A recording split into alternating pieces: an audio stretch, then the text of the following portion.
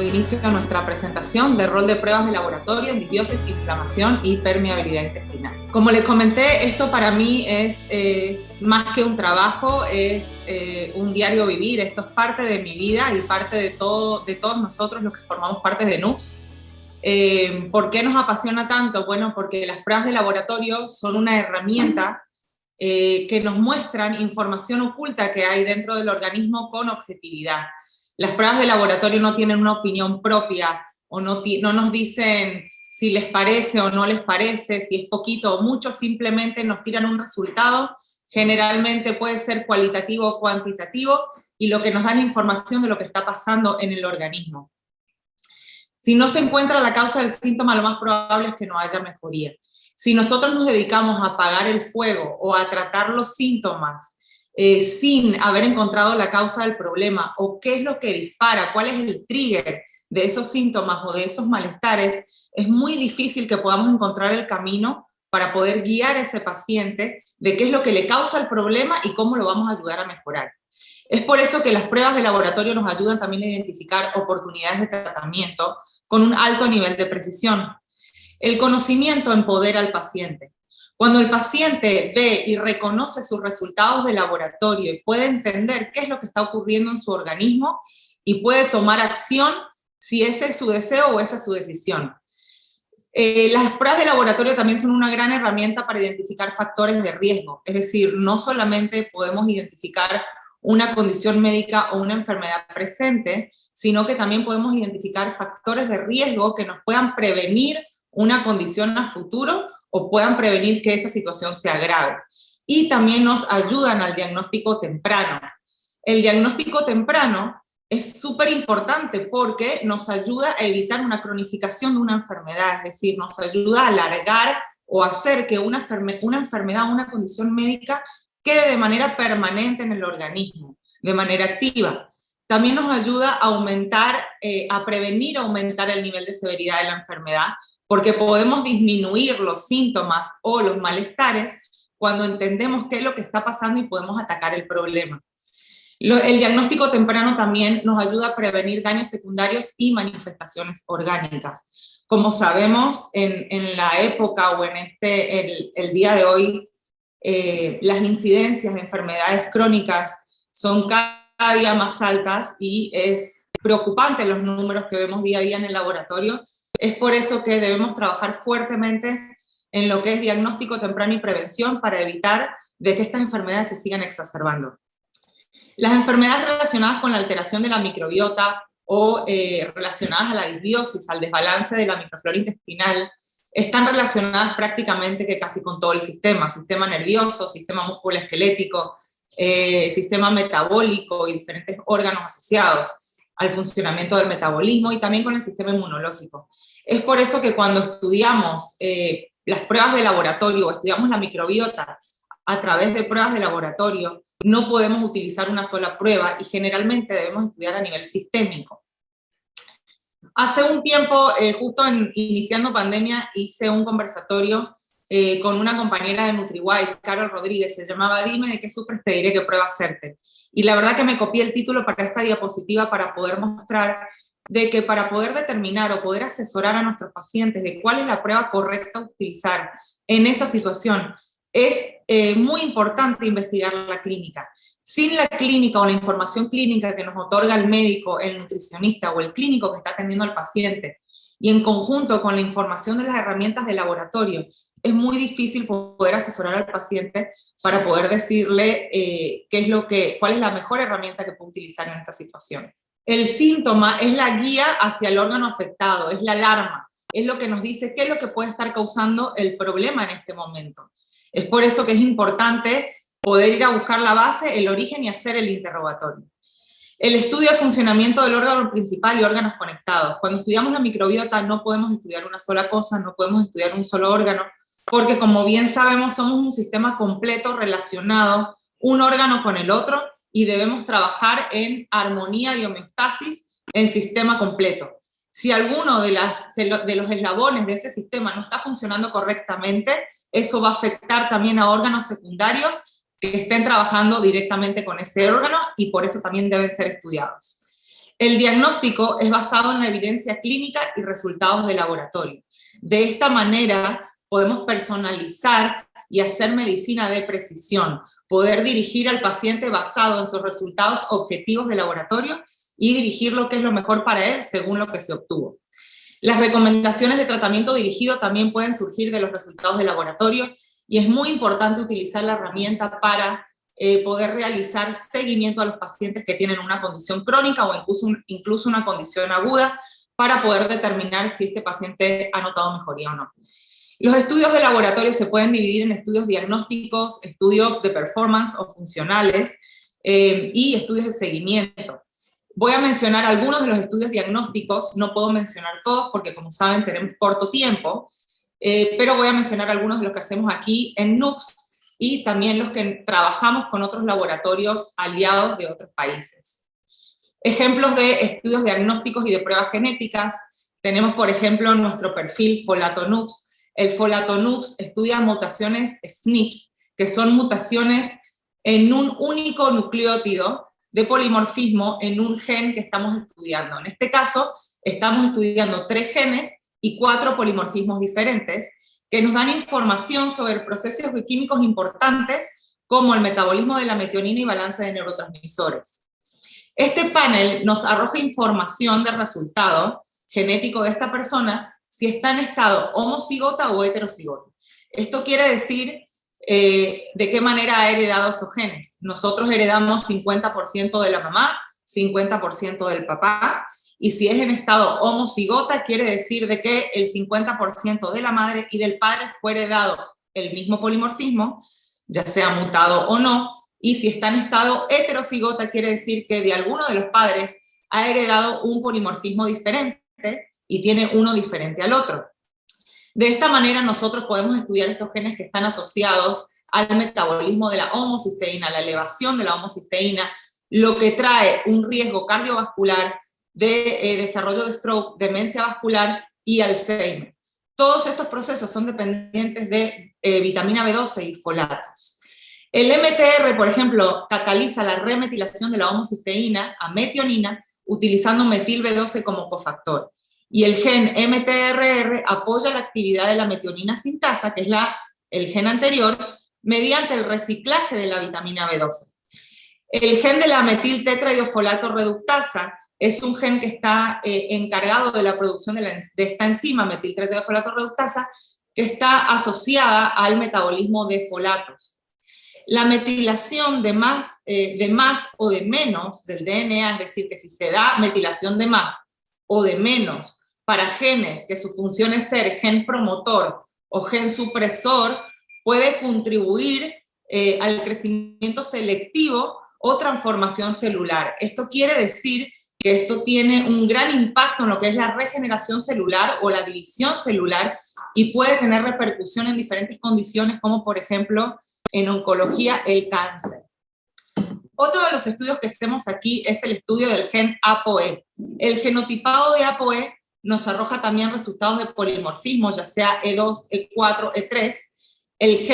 Los polimorfismos, E2, E4 están asociados con concentraciones plasmáticas más altas de triglicéridos. Eso quiere decir que cuando tenemos estos polimorfismos en nuestra genética, tenemos un riesgo más elevado a tener triglicéridos altos en sangre. Y esto es muy importante porque estas apolipoproteínas, las proteínas para las que este gen codifica, participan en la síntesis, secreción, procesamiento y metabolismo y tienen un papel fundamental en el metabolismo de los lípidos en la sangre. Los defectos en la polipoproteína E son responsables de la disbeta-lipoproteinemia familiar o la hiperlipoproteinemia de tipo 3. Esto quiere decir que provoca un aumento de colesterol plasmático y triglicéridos. Esto es de suma importancia porque al momento de escoger un plan de alimentación o un estilo de vida para poder modular o modificar la microbiota intestinal, debe ser tomado en cuenta para poder escoger cuáles son los alimentos de rango proteico, de rango lipídico que de verdad necesita el cuerpo y pueda digerir y metabolizar de manera que se quede en el tiempo de manera saludable. y que este tipo de alimentación no lo afecte de manera negativa. Ejemplos de biomarcadores diagnósticos, tenemos varios biomarcadores diagnósticos, la verdad que hay un sinfín de biomarcadores ya determinados y aceptados como diagnóstico de ciertas enfermedades. Voy a mostrar solamente algunos porque no podemos mostrar todos, pero por ejemplo tenemos aquí el tiroides check. El tiroides check es un panel muy importante porque involucra todos los biomarcadores que se pueden estudiar para evaluar la función de la glándula tiroidea.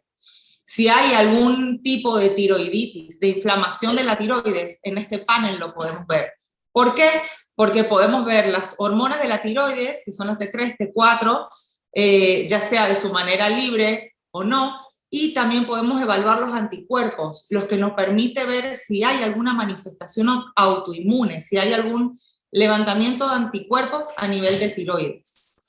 Otro analito adicional que es muy importante en este panel y que es raramente estudiado, recién en los últimos años se está empezando a estudiar, es el biomarcador de la T3 reversa.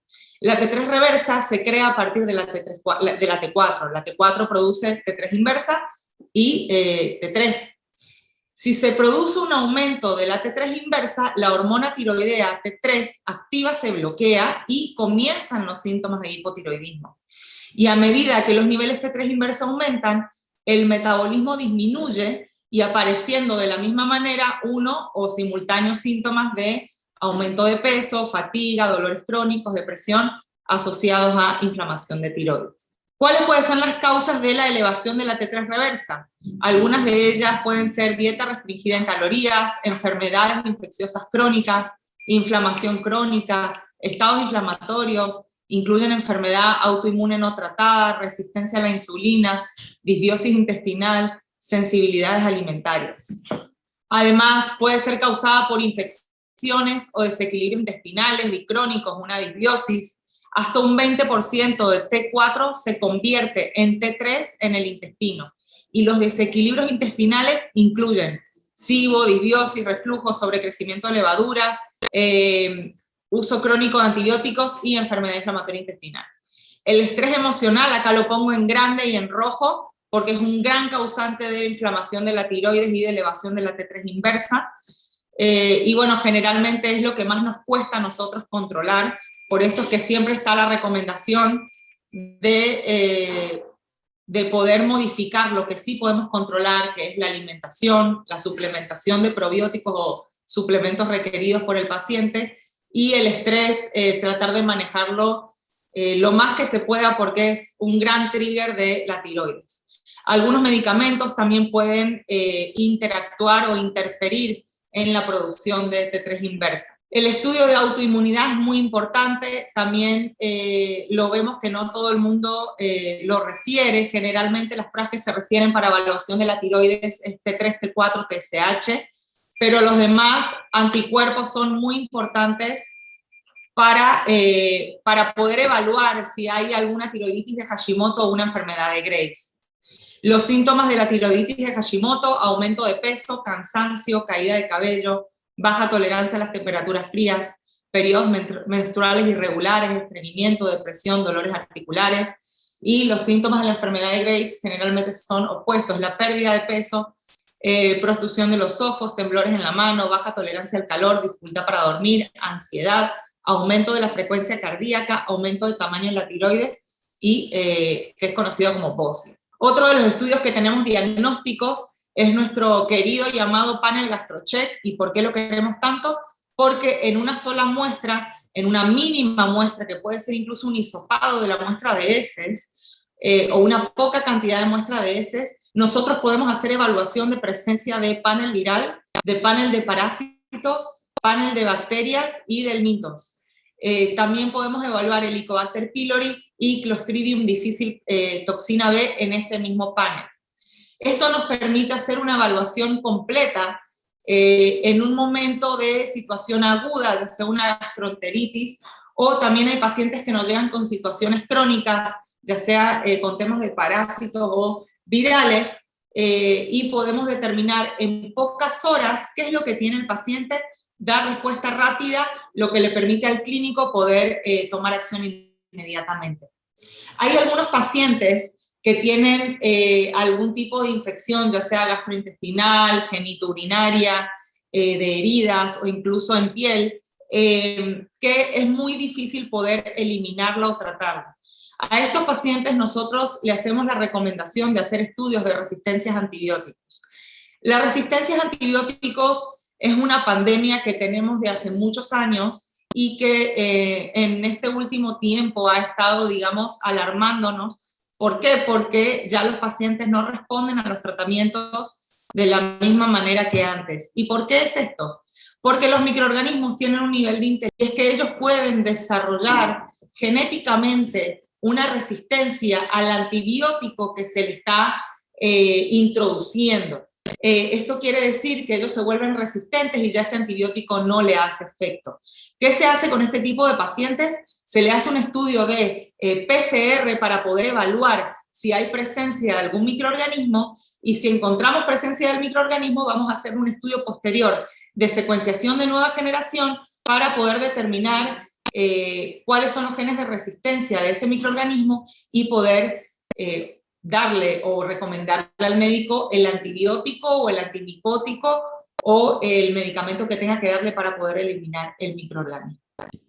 Este es un casito que nos llegó este fin de semana, nos llegó en la sucursal de Coronado, un casito pediátrico, una niña de 4 años, llegó con una gastroenteritis aguda, de diarrea y vómitos, y con resultados de otro laboratorio negativos, pero eran pruebas de baja sensibilidad, pruebas rápidas, de tipo cassette. Las pruebas que se le habían realizado a la niña eran pruebas de screening para parásitos. La recomendación en NUCS fue realizar la prueba de GastroCheck, que es la que acabo de presentar, y en pocas horas pudimos tuvir los resultados de positivo para una coinfección de parásitos y amebas de Cryptosporidium y Blastocitosis hominis, y como si eso fuera poco, también nos salió presencia de Clostridium difficile toxina B. Al otro día pudimos tener el resultado de la caprotectina fetal en un nivel de 293.4, que es un nivel elevado que indica inflamación severa, y también leucocitos geneses positivos. Esta niña fue atendida inmediatamente por el pediatra y pudieron tomar acción. En este momento los familiares de la niña están siendo estudiados porque están presentando síntomas. Ahora, ¿qué es lo que vamos a estudiar en la familia? En la familia no vamos a hacer el panel completo, sino que ya vamos a ir a estudiar dirigido los microorganismos que nos dieron positivo en la niña para poder determinar si hubo contagio o no. ¿Por qué nos ha pasado esto con este caso? Y nos pasa siempre muy frecuente, y me imagino que a todos los laboratorios que manejan estudios moleculares también se identifican con esta diapositiva, y es que antes nosotros las metodologías que usábamos para poder determinar presencia de microorganismos eran metodologías engorrosas, largas, y a veces no muy sensibles para poder determinar presencia o ausencia de algún microorganismo. No todos los microorganismos también son cultivables y se pueden ver al microscopio.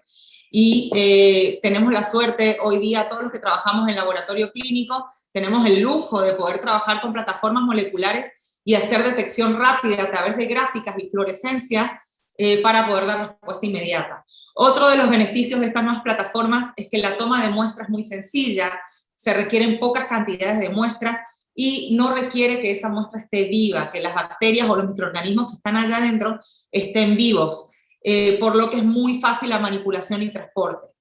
La toma de muestra que nosotros recomendamos es la toma de muestra a través de dispositivos que sean sencillos para los pacientes, para que sea más fácil la toma y que podamos obtener esas muestras más rápido en el laboratorio. Los estudios de performance son funcionales, nos indican cómo está el funcionamiento de esos órganos que pueden ser impactados por la microbiota. ¿Por qué tenemos que estudiarlos? Porque la genética carga el arma, pero tu estilo de vida aprieta el gatillo, y eso es lo que tenemos que ver. Cómo está el estilo de vida del paciente para ver qué es lo que podemos mejorar para llevarlo otra vez a un estado de probiosis y sacarlo del estado de disbiosis. Este panel es un panel también precioso que tenemos en NUCS.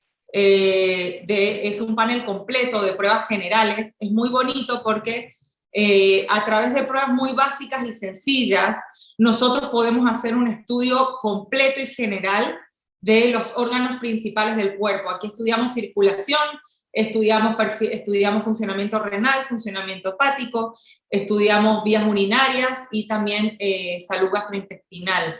Todo lo hacemos a través de pruebas generales para que esto sea un recurso, una herramienta económica para el paciente y que pueda llevarse a cabo rápido, efectivo y que pueda tomar acción de manera inmediata.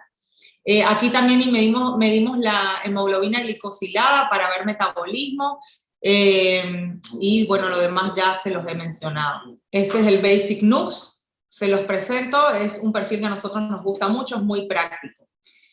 Este es un ejemplo de un perfil funcional de alta complejidad. Este es un perfil que analiza neurotransmisores en orina. Lo utilizamos mucho en pacientes con trastornos psiquiátricos, ya sea ansiedad, depresión, bipolaridad, esquizofrenia, epilepsia, trastornos generalizados del desarrollo. Este estudio nos arroja los niveles cuantificados de los neurotransmisores en la muestra de orina y es una prueba muy práctica para poder tomar decisiones a nivel de medicación, de orientación, tratamiento con estos pacientes. Los estudios de seguimiento son sumamente importantes porque de nada nos sirve hacer estudios o hacer perfiles gigantes, hermosos, espectaculares o baterías de pruebas enormes a los pacientes si después de haber aplicado el tratamiento no le realizamos las pruebas de seguimiento para ver qué tan efectivo fue el tratamiento aplicado. El seguimiento se puede realizar a través de aplicación de biomarcadores. Hoy en día tenemos un sinfín de biomarcadores en los laboratorios que podemos utilizar y van desde biomarcadores muy sencillos hasta biomarcadores de alta complejidad.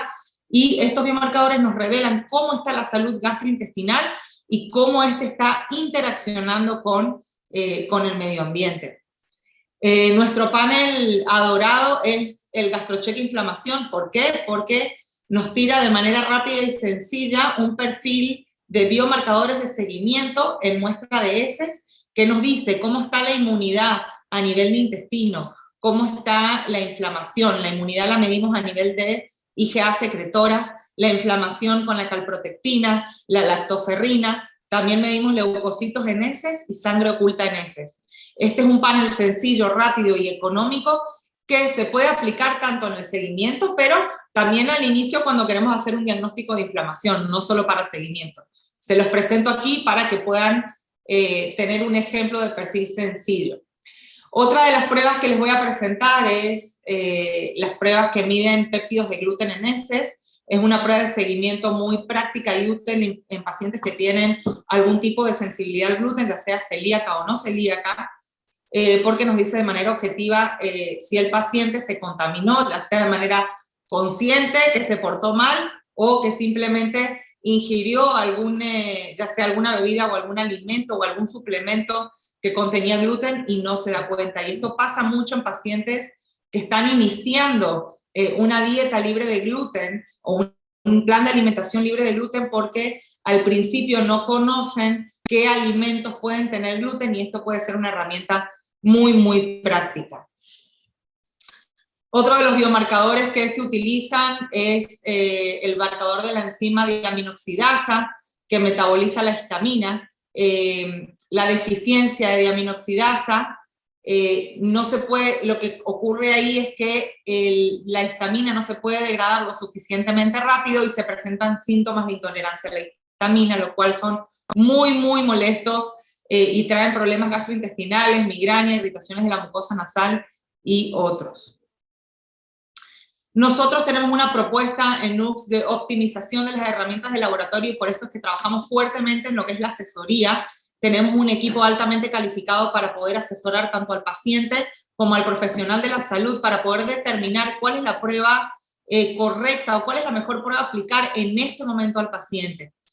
Nosotros utilizamos screening diagnósticos y también de seguimiento y control para cada caso. Por ejemplo, utilizamos paneles que incluyan todos los parámetros en una sola prueba, como por ejemplo el tiroides check que le mostré y ahora les voy a mostrar otro panel adicional que se llama Gluten Alert.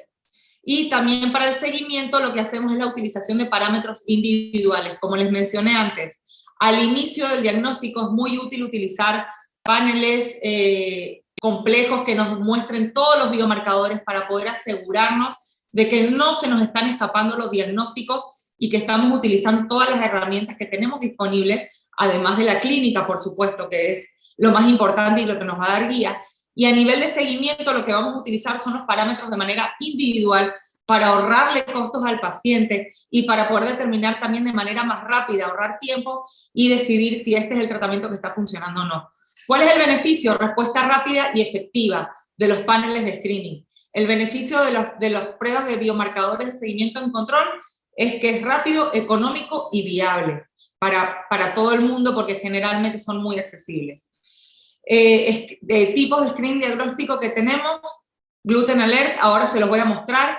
La prueba de screening que sugerimos, una de ellas es la de péptidos de gluten. Por supuesto que si hay una condición preexistente como una situación renal, hepática o gastrointestinal, eso es siempre lo que vamos a atender con prioridad y los biomarcadores que vamos a estudiar van a ser asociados a esos órganos, como por ejemplo en el funcionamiento de tiroides. Si en el panel inicial tenemos una presencia de autoinmunidad, lo que vamos a estudiar en el seguimiento son los anticuerpos. Este es el famoso panel Gluten Alert. A nosotros nos gusta mucho sugerirlo porque en los casos que no se sabe si el paciente tiene algún tipo de sensibilidad al gluten, ya sea de tipo alérgica, celíaca o no celíaca a nivel de IgG, aquí lo va a manifestar porque medimos IgG gluten, IgE gluten para alergia, medimos los anticuerpos relacionados a enfermedad celíaca, estudiamos a nivel genético si hay una predisposición a enfermedad celíaca y también podemos medir IgA secretora para ver cómo está la inmunidad a nivel intestinal. Hay estudios de guía o de intervención para poder mejorar estilo de vida o poder adaptar el estilo de vida para modular la microbiota a nuestro favor, y son los estudios de sensibilidades alimentarias que se comentaron esta semana por la licenciada Carol. También hay estudios IgE, que esos son estudios de alergias, que se recomiendan generalmente en pacientes que manifiestan alguna reacción inmediata a los alimentos. La sensibilidad no alérgica generalmente se manifiesta de manera tardía y puede llevar horas y hasta días en ver reacción. Y ahí es cuando las pruebas de laboratorio son muy efectivas porque es muy difícil poder detectar tiempo atrás qué es lo que nos estuvo inflamando, como estuvimos comentando esta semana. Y bueno, aparte de los paneles IgG, también están disponibles las pruebas ALCAT, que son muy útiles porque lo que nos mide aquí no es una reacción de anticuerpos, sino que es una reacción de los leucocitos a los diferentes alimentos, y esto nos sirve muchísimo en pacientes pediátricos o en pruebas que no tengan todavía disponibles para poder medir anticuerpos IgG. Esto es el panel de IgG que ya lo vieron esta semana. Otro de los estudios funcionales que nos encanta utilizar son los estudios de micronutrientes para poder medir cómo están los micronutrientes en el paciente, ya sea vitaminas, minerales, aminoácidos, metabolismo de carbohidratos y antioxidantes, para poder recomendar al paciente de forma dirigida y precisa de qué es lo que le hace falta en el organismo para poder optimizar su funcionamiento.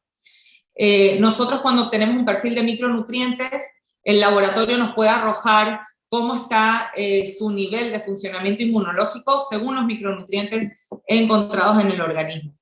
Esta es la prueba que se mencionó ayer, que es una prueba funcional para poder estudiar la salud gastrointestinal, la de GI Effects, y que es muy importante porque incluye todos los parámetros ideales a evaluar en muestras de heces. Los parámetros más importantes son la maldigestión, la inflamación, la disbiosis, desbalances metabólicos y, por supuesto, debemos estudiar si hay algún tipo de infección. Este estudio también se conversó esta semana, que es el estudio GA-MAP, que lo que hace es un estudio de microbiota y nos arroja un índice de disbiosis, lo cual es muy práctico utilizarlo al inicio del diagnóstico y también a nivel de seguimiento para poder ver cómo está esa disbiosis. ¿Cuál es la prueba ideal de laboratorio? Lo que siempre buscamos es mínimamente invasivo e informativa al máximo. Lo que menos queremos es incomodar a nuestros pacientes y darles toda la información posible que podamos en la menor cantidad de muestras y al menor costo posible. ¿Cuándo hacemos las pruebas? Bueno, esto es uno de los puntos más importantes a considerar al momento de tomar la decisión de hacer la prueba o al momento de interpretar los estudios.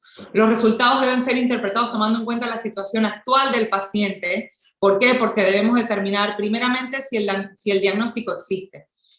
Cuando un paciente nos dice, bueno, es que quiero hacerme una prueba para tal y cual cosa porque tengo tal síntoma, nuestra primera pregunta es, ¿usted ya tiene un diagnóstico? ¿Por qué? Porque debemos tener un punto de partida para poder de ahí dirigir al laboratorio y poder decir, ok, esta es nuestra base, este es el diagnóstico a buscar o nuestra sospecha diagnóstica, y de ahí se parte para poder dirigir un plan o un programa diagnóstico y de seguimiento. Es muy importante tomar en cuenta si el paciente en este momento se encuentra en una crisis aguda o si está en un estado crónico, porque la interpretación de las pruebas y las pruebas a aplicar son totalmente diferentes. Debemos tomar en cuenta si el paciente está antes o después de la intervención, si son pruebas de seguimiento, qué es lo que necesita. Y también hay que tomar en cuenta que hay estudios que ya están demasiado antiguos o ya expiró su valor para poder ser tomados en cuenta y deben ser repetidos. Generalmente estudios que nos traen o que traen al clínico después que ya han hecho algún otro tipo de cambio, entonces ya ese estudio ya pierde validez. Para que nos llevemos hoy, muy importante que no existe la prueba mágica. Es necesario para poder estudiar la microbiota o analizar si hay algún tipo de disbiosis, permeabilidad intestinal o inflamación, utilizar varias herramientas de laboratorio, ya sea genética para hacer diagnóstico, análisis metabólicos, análisis inmunológicos, buscar si hay toxicidad en el paciente, resistencias, si debemos realizar análisis nutricionales. Número 2, el ensayo y error ya pasó de moda. Ya eso de que vamos a probar a ver si esto funciona o vamos a hacer esto, eso ya en el laboratorio, ya eso está obsoleto. La cantidad de herramientas que nosotros tenemos disponibles para poder trabajar y para poder dar respuesta es infinita. Lo que se requiere aquí es más bien una comunicación permanente, clara y precisa entre el paciente, el clínico y el laboratorio, para que puedan lograr trabajar en equipo y lograr, por supuesto, buenos resultados. Punto número 3, es imperativa la interpretación de resultados por un especialista. Los resultados no pueden ser interpretados ni por el paciente, ni por una persona que no conozca sobre interpretación de estos estudios y que no tenga experiencia en la interpretación de estos estudios. Las pruebas pueden ser varias, hay muchas pruebas de laboratorio, hay un sinfín de pruebas de laboratorio. ¿Cuáles son las mejores a aplicar o cuál es su interpretación? Eso lo decide el clínico, para poder ser aprovechadas al máximo y poder obtener lo que se requiere, lo que se requería inicialmente con esos estudios de laboratorio, y en muchos de los casos se requiere una interpretación en equipo para poder dar la mejor versión de recomendación al paciente. Esto también evita gastos innecesarios y dirige la inversión hacia los verdaderos requerimientos para poder invertir en cambios necesarios, porque el paciente no solo invierte en las pruebas de laboratorio, sino que luego de tener un diagnóstico y recomendaciones de tratamiento va a requerir hacer cambios de alimentación, de suplementación, plan de ejercicio o lo que sea que necesite, y eso también debemos considerarlo para que el paciente pueda tomar esta herramienta como guía y también poder aplicarla a su vida, porque si no, las pruebas de laboratorio no le van a haber servido para nada. Las pruebas deben servir de guía para un plan de acción dirigido. Punto número 4, es muy, muy, muy importante el trabajo en equipo multidisciplinario para poder diagnosticar, recomendar, acompañar, tratar y lograr resultados con el paciente con alteraciones de la microbiota. El equipo multidisciplinario, me refiero aquí que incluye al paciente, al acompañante del paciente, porque en muchos casos el paciente no tiene la capacidad de poder manejar su estado en ese momento y requiere de apoyo, ya sea de la familia o de cualquier otro acompañante, desde el inicio del diagnóstico hasta el resultado final. También se requiere apoyo de nutrición clínica, nutricionistas, especialistas médicos, diferentes especialidades, neurología, pediatría, psiquiatría, genética, endocrinología, infectología, gastroenterología, quizás se me quede alguna otra especialidad, pero generalmente necesitamos a todo el mundo metido en este barco para poder ayudar lo más que se pueda. Incluso el manejo emocional del paciente es importante que esté involucrada la persona o el grupo que se va a encargar de esa parte para poder lograr que este paciente se adhiera al diagnóstico y al tratamiento, y por supuesto el equipo de laboratorio tiene que estar ahí presente para poder apoyar en todo lo que se requiera en cuanto a herramientas de laboratorio. Les agradezco enormemente esta oportunidad de poder compartir con ustedes esta pasión, esta misión que tenemos nosotros y que nos empuja cada mañana a hacer lo que hacemos. Estoy a su disposición para cualquier consulta o lo que necesiten. Ahí les comparto mi correo para que me puedan escribir directamente y les deseo un feliz día a todos. Muchas gracias, Lara, por excelente presentación. Nos has dado una avalancha de información. No sé si hay algún comentario que quieran hacer a Lara, alguna pregunta. Tenemos el chat abierto, tenemos un par de minutos.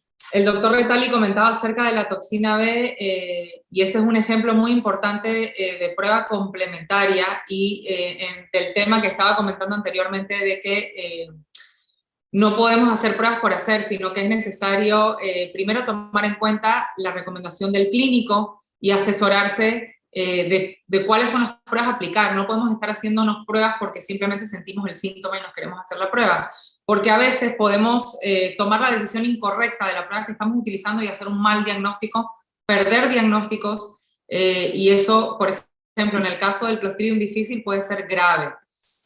Lo que comentaba el doctor Retali es muy importante. La toxina B, la prueba de PCR, el GastroCheck, lo que hace es detectar el Clostridium difficile si está su presencia allí, y la prueba de toxina B, que es una prueba aparte que se mide en sangre, nos va a decir cómo ese Clostridium, cómo está la producción de toxinas y qué tanto está afectando el organismo.